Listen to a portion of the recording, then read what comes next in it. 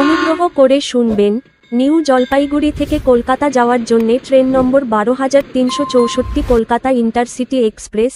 এই ট্রেন আগে হলদিবাড়ি থেকে ছেড়ে আসে প্রতি রবিবার, বুধবার ও শুক্রবার সকাল ৯:৪৫-এ নিউ জলপাইগুড়ি জংশনের ৩ নম্বর প্ল্যাটফর্ম থেকে ছেড়ে যায় এবং এটি কলকাতা পৌঁছায় একই দিন রাত ৭:৪০-এ কলকাতা স্টেশনের ২ নম্বর প্ল্যাটফর্মে।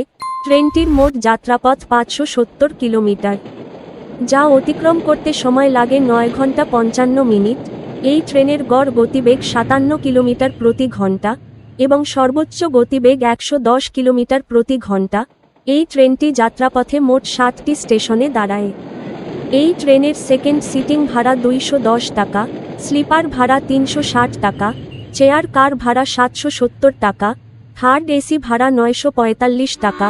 ভিডিওটি ভালো লাগলে লাইক করবেন এবং সঠিক তথ্যের জন্য চ্যানেলটিকে সাবস্ক্রাইব করবেন।